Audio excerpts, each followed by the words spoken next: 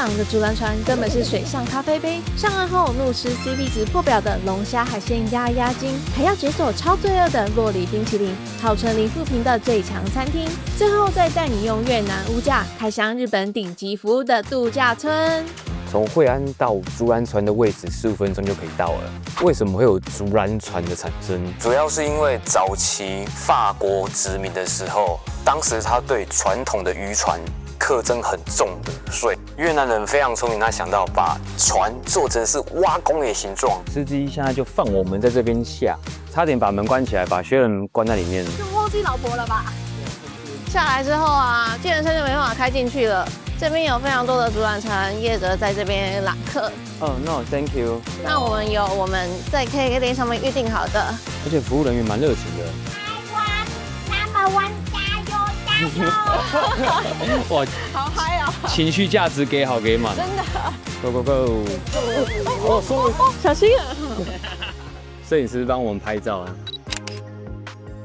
现在是要准备跟人家交汇吗？哦，竞速！哦，这是一个龙舟体验就对了。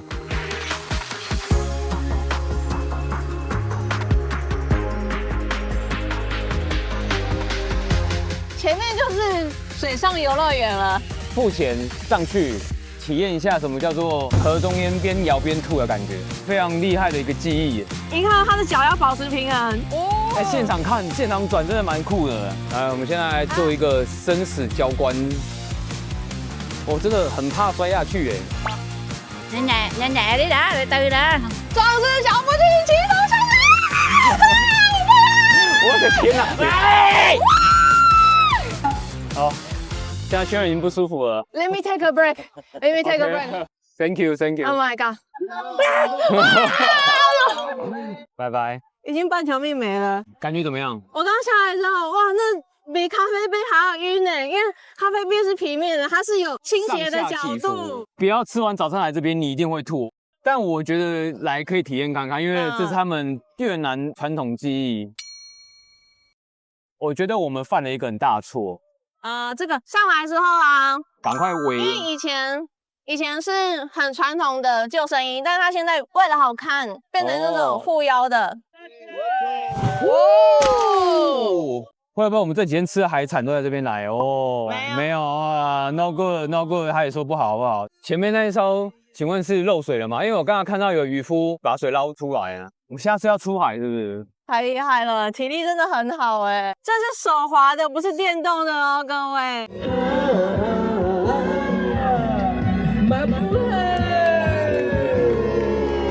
我很纳闷哦，他们会用这样的形式呈现，是不是因为他们以前的渔民的生活真的有这样一区一区在海上里面唱卡拉 OK？ 这个好可爱啊！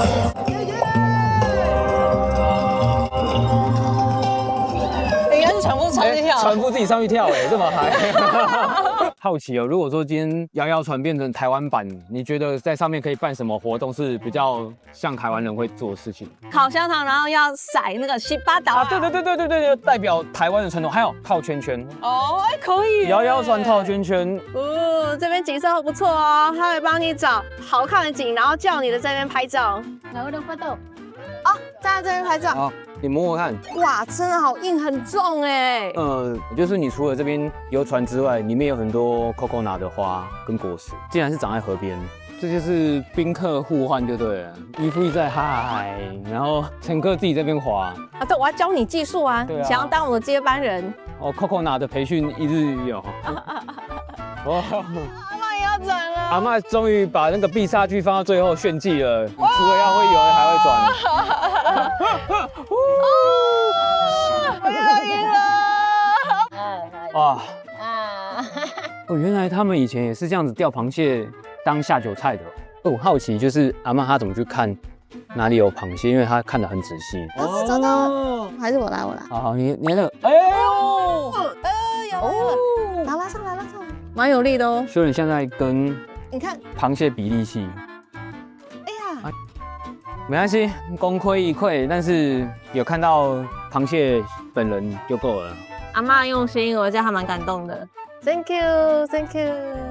我们这样的旅程大概花了多少时间？差不多40分钟，其实我觉得还蛮划算的这个活动。感恩，拜拜。哇，下船之后还是有一点点想吐，真的这个后遗症很重哦。在越南这边啊，很多东西都是要杀价，比如说像摊贩这边买包包，来之前你一定要先大概了解行情价的范围在哪里，才不会被骗。哦，对，例如像是刚才 Coco 拿 boat， 他对不知道行情价，他随便开你就真的傻傻的付那个钱，但其实那中间落差其实蛮大的。对，可以到1半以上。经历了这场水上大战，也差不多肚子饿了。接下来这间海鲜餐厅是我目前在岘港吃到 CP 值最高的一餐。点了龙虾之后，然后现场去看龙虾，然后称重。历尽千辛万苦，好像在海上遇难之后，现在可以吃这一餐，我真的觉得超感动。点了一个海鲜火锅，你看它料很多哎。除此之外，没想到还有米线，还蛮丰盛的。没想到在冒烟了耶！他也要来帮我开锅盖吗？还是我自己要开？开哦，超烫的耶！那个卫生纸，我以为我的手也熟了哦，好滚哦！里面的鱿鱼是软嫩 Q 弹的，炸的不油腻。这边的蘸酱有点不一样，越南当地的辣酱再配美乃滋，吃起来蛮开胃的哦。哇，大家有没有看到？我们这次又点了一只龙虾，好鲜甜哦。这也是活跳跳的龙虾哦，下去现蒸的。这间餐厅的龙虾价格不算贵，1公斤是120万越南盾。大部分在岘港市区，差不多龙虾1公斤是150万越南盾到175万越南盾之间。吃饱喝足，往机场方向沿路玩回去。来到他们越南的在地市场，听说这里的水果蛮便宜的。再来要找一个罪恶的小甜点，就是若梨冰淇淋。在地人的菜市场，所以真的观光客少非常的多。进来这边啊，很多卖服饰的，所以也许这里定做奥黛也会很便宜，因为我看到它也有裁缝师在这边。前面这间是很有名的若梨冰淇淋，所以它中间这一区都是吃的。看一下，小中大，价格也很便宜耶，2万、3万、6万。Small one please。我跟不啊，这个我是去啊。谢谢，感恩。肉梨真的好浓，我好爱。好好吃哦，而且我觉得最厉害的是它的甜度适中，刚刚好，不会过腻，还是吃得到肉梨的味道。这个很棒。你是不是后悔只点小杯了？对，我点大杯吃到爽，因为你看旁边有很多。我们都在地人在旁边吃，在这种在地市场吃真的很有趣，因为跟旁边的人都离好近啊。你看这间生意超好的，很多外送的也来这里。这间好像是若梨冰淇淋的创始店，是从这边发迹的。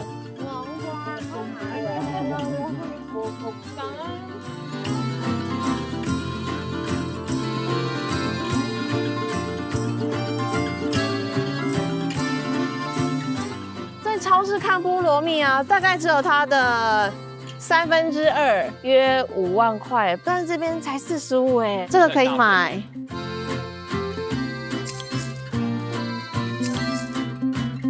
买完水果还不够，接下来这个地方绝对会让你买到手软。我们来到当地的大卖场，这里有免费寄物柜，买完伴手礼别急着前往机场。岘港美食的最后一块拼图。这间被誉为评价最高的餐厅，没吃到绝对会后悔。这间店最厉害的是，他们有自己的牧场，可以产起司。我们今天点的是他们的招牌布拉塔火腿起司披萨。Pattaya will fresh homemade cheese. Can you make with the shell of mozzarella cheese and inside contain mozzarella cheese and making thing? 上面那个白白胖胖像一颗球的啊，就是布拉塔起司。是这边的招牌。第一口吃到披萨，火腿好香哦，很高级的火腿。它的起司是非常清爽的奶油起司，有点像日式风格，吃起来很清爽飘飘然，配火腿吃起来咸中带清新的味道，真的超棒。披萨另外一半点的是4种起司披萨，那这个吃法比较特别，要配上蜂蜜一起吃。这间的起司味道不是我想象中那种味道很咸的起司，吃起来都是淡淡清爽，蜂蜜也不甜腻哦，很像饭后甜点来一块蜂蜜松饼的感觉。蟹肉意大利面我也蛮推荐的，蟹肉都挖下来了，全部撒在面的上面，你把它搅拌开来之后，梅跟意大利面都可以沾满蟹肉的精华。提醒大家，这罐辣油不是在开玩笑的，真的非常的辣，请你先沾1滴就好了，辣度 OK 你再用。超好吃的这个布丁，吃下去很柔滑，鸡蛋香超香，然后下面还有一点点的焦糖。我跟你说，这布丁我可以把它列入 Top 1了。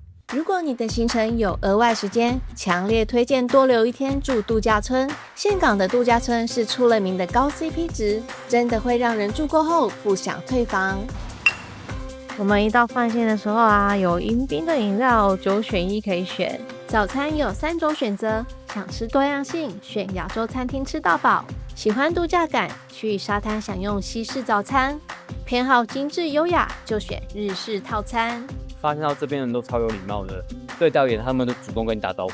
你知道为什么吗？因为这间度假村虽然是在岘港，不过它是日本企业的度假村，日式风格的管理，所以你会发现这边的人都超级有礼貌。因为有的人来越南会想说，越南有时候他们的服务是不是会太随性？这间很棒的地方是，你可以用越南当地亲民的价格入住这间日式风格的度假村，有感受到那种感觉，因为你知道为什么？他们在做迎宾酒的时候，或者是在跟你做 check in 的流程的时候，他们是跪在地上，这是日式风格才会有的态度。因为我们搭计程车进来，然后计程车一进来的时候，他们在打扫草啊之类的，所有人都立正站好，我有点吓到。说实在，我才进来这边不到10分钟，我已经感受到很棒的服务态度跟尊荣感。一进来房间之后啊，其实我最吓到的是，在走廊上我就发现超级高挑，浴室这里，淋浴间在左边，洗手台在这里，干湿分离的洗发精、润发乳以及沐浴乳，女生可以化妆用的镜子。但我在想，为什么会矿泉水放在洗手台这里呢？越南的水没办法直接喝，如果有的人他很在意的话，他可以直接拿矿泉水来刷牙、来洗脸。其实这点是很贴心的哦。浴室的洗漱备品有什么？牙刷、棉花棒、梳子、化妆棉、浴帽、刮胡刀、针线包。有人真的出国的时候用针线包过吗？免治马桶。衣柜这里，斗笠可以带出去沙滩，袋子让你带一些需要的用品去沙滩游泳啊。保险柜，刷鞋子的，它的拖鞋有分室内拖以及室外拖。床铺是 king size 尺寸的，非常的大。2张椅子跟1张桌子，中型的冰箱。来到这种海岛度假啊，有阳台真的很棒，可以看到外面的景色。不得不说，我这阳台尺寸真的超大的，你看一下地面上的瓷砖有几片，就知道这阳台有多大了。然后阳台旁边可以晒衣服、晒泳衣之类的。啊，看出去就看得到阳光、海水哦。我们下面就是游泳池。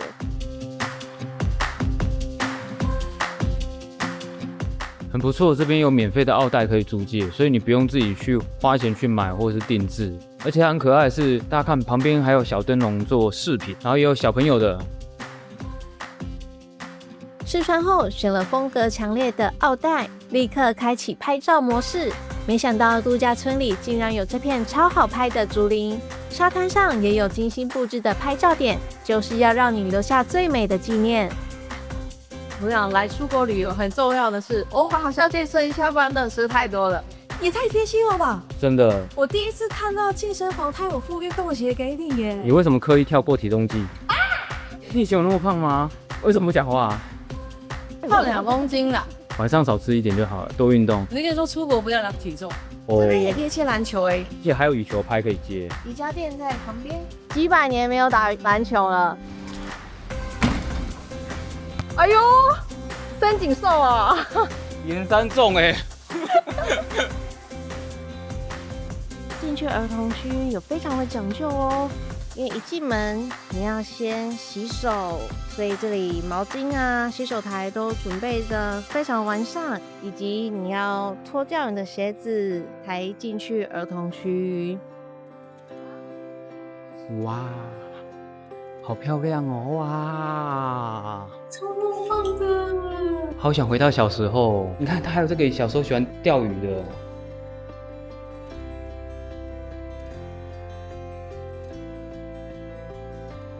每天都有不同的小朋友的活动都可以参加，免费的脚的马杀鸡，或者说一些艺术的手绘活动。可以看他们这边斗笠啊，是日本跟越南的日越友好。他也很贴心的想到哦，这边有一区是咖啡厅，大人就可以在这边等，然后点一杯杯，然后看着小朋友玩，弄得很不错。也看到外面的玻璃，它会用水流的方式，这样感觉很梦幻哎。你不讲，我一直以为在一个海底的隧道里面喝咖啡。Thank you。我们现在在海滩旁边的咖啡厅点了一杯咖啡，然后以及我们在岘港的菜市场买的水果，比较特别的叫牛奶果。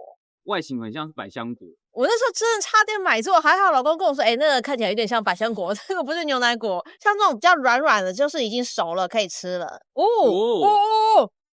没有看到白色的？是因为这样叫牛奶果吗？它侧面原来是长这样子，用汤匙挖的。对，为什么你汤匙从后面拿出来？你是百宝袋的吗？刚刚跟餐厅的人借的。有点像火龙果的质感，真的好像有点甜甜的果冻，甜度没有到很高，但是它的味道应该没有牛奶味。没有牛奶味。雪人刚才很自豪跟我说，他要教大家如何剥山竹。之前我不知道怎么剥，我就把我的手剥的都紫紫的，是用挤压的方式挤，往内挤就可以简单的剥开山竹了。我的山竹飞掉了，这么珍贵的山竹，好好吃哦，酸酸甜甜的，哇，山竹真的太棒了。下午4点整左右，大家可以看到旁边的海滩，躺椅上几乎都没有人，是不是很惬意？是不是很隐秘？有的时候旅行不喜欢太多人的时候，来到这边看一下，整片私人沙滩你全包了。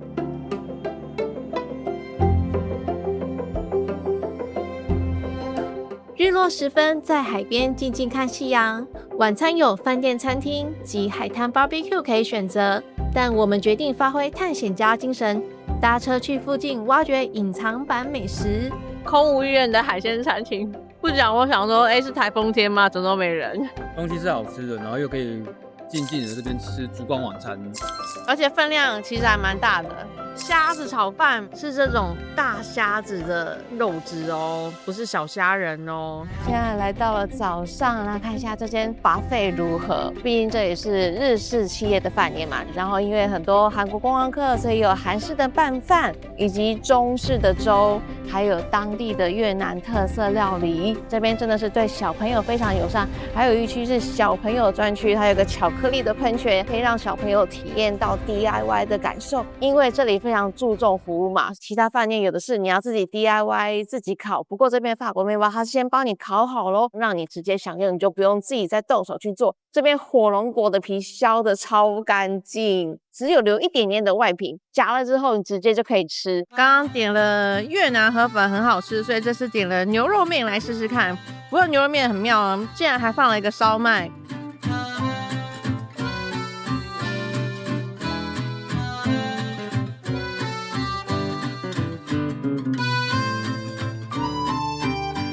每一样菜色真的都很到位，很好吃。我们有观察到，这边有一位来自日本的大厨，全程都在吧台后面盯着现场的状况。因为我们今天就要 check out 了，在用餐的过程，服务生很贴心来询问我们要几点 check out， 因为他告诉我们这边有 shuttle bus 可以接驳我们到岘港市区。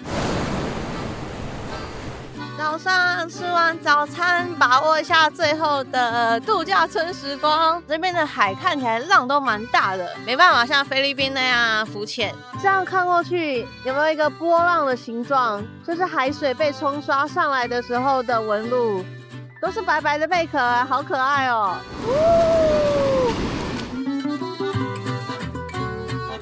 然后我们去玩排球。这样多久吗？你这是狗狗拜年吧？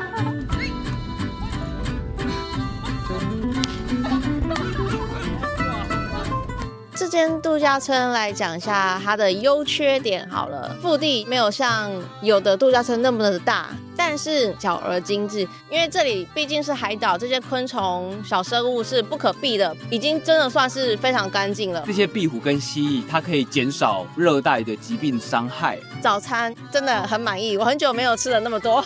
这个人一直说要减肥，吃了超多面包的。我想说，你这是怎样，火力全开无双就对了。这个人你还好意思讲？你吃了3碗越南河粉被你发现了。昨天还有去泡日式的大澡堂，如果有去住过日本的饭店，大概就是那样子的形式。这边的备品稍微比较简单一点，洗头的、护发的、沐浴乳，简单的备品，吹风机里面是没有水的哦。所以其实那时候我泡完澡之后，我有点口渴，就赶快穿完回来房间喝水。还有瑜伽的活动，我们就没有参加了。你可以把它当成是一个中间的转机点，之后透过他们的 shuttle bus 直接到惠安。去惠安也是15到20分钟左右，可以减少中间的车程。因为岘港的范围也不是说很大，等于说其实你要去哪里搭车子一下下来，我觉得都还算蛮方便的。如果大家想要订这间饭店的话，所有的资讯包含说我在岘港这几天玩的景点、包车、网路卡以及饭店的资讯，我都放在影片的资讯栏下方。check out 之后，我们坐在大厅等啊，一样有迎宾饮料可以选。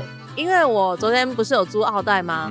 我刚刚想说我要回去2楼还，走去电梯的时候，马上就有人跑过来说：“你是不是要还奥黛啊？我帮你归还。”所以我就不用再跑去2楼还了哦。无微不至的服务。迎流走，跌到前面那个水池，他们这边的人会怎么样？发红色警报啊！